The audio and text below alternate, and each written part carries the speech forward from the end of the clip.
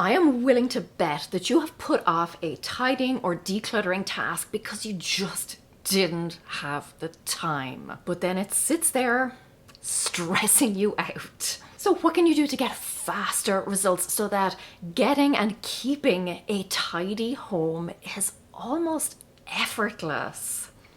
Let's go.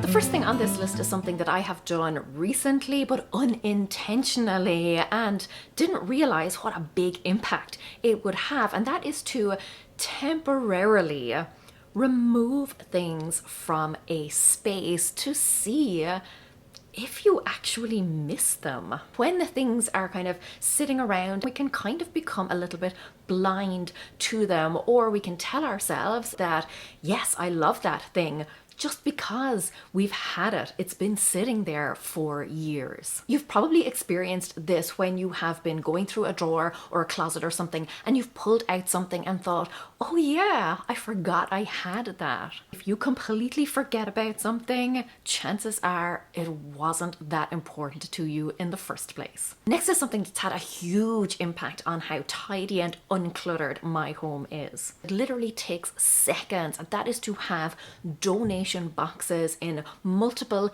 easily accessible areas in your home. Before I started doing this, there were so many times when I would pick something up, think, yeah, I probably don't need this anymore, but because I didn't have a box or a bag or something available, I would just put it back down and think, yeah, I'll deal with that later. Where are the areas in your home that tend to accumulate the most clutter? Put a donation box or basket or bag or tote or something there, and you would be amazed at how much easier it is to actually get rid of stuff. But it's also important to do things like schedule a pickup, ask a friend if they would like to come over and go through some of your stuff, or just take a minute to make a decision on something. Instead of putting it down, think to yourself, no, actually, where is the right place for this to go? Where can I put it, or what can I do with it? In a lot of cases, it only takes a few seconds to make that decision, and then the stuff doesn't end up piled up on your countertops. Don't put it down,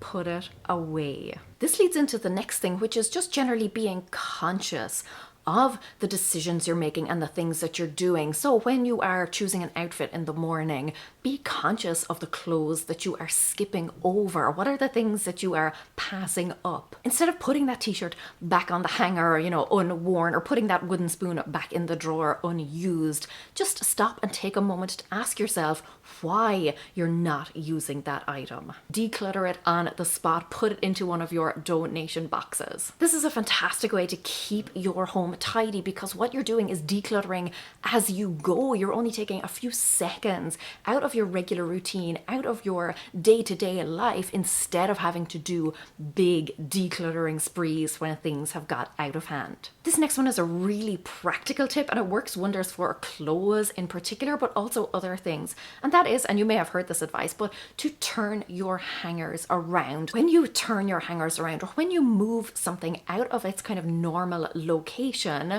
that way you kind of shake things up a little bit and you force yourself to become conscious of that item, and it becomes very obvious, it's very black and white, what you're actually using and what you're not. Sometimes we can kind of fool ourselves into thinking that we do use something, or that we will use it. Oh, I'll definitely wear that t-shirt in the next month, and then 6 months go by and that hanger is still backwards. So take things out of their natural habitat, put them in a place where you are more likely to use them, and give them a time frame. And if after that deadline has come and gone, you're still not using that item, that hanger is still backwards, then you can stop fooling yourself that this is an item that you're actually going to use. When I'm feeling particularly overwhelmed by a messy space, when my house has kind of got out of control for a while and I'm avoiding it because it just seems like this ginormous task that I really do not want to tackle, the thing that always helps me, that anyone can do,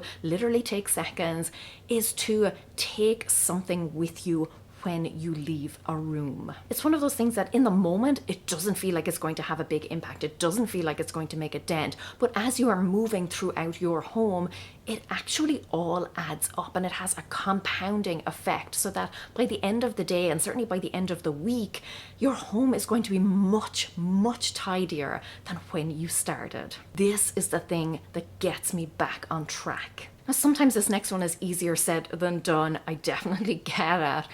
But get someone to help. That could be somebody who lives with you. It could be a family member, a friend. It could be paying someone to come into your home and help out. It could be scheduling that pickup that we talked about. You don't have to do everything alone. Now, as a perfectionist, it kind of pains me to say that. It really does, because I have a tendency to think that I do things better than everyone else, or if someone else does something, I'm just going to have to come in and redo it again anyway. So what's the point?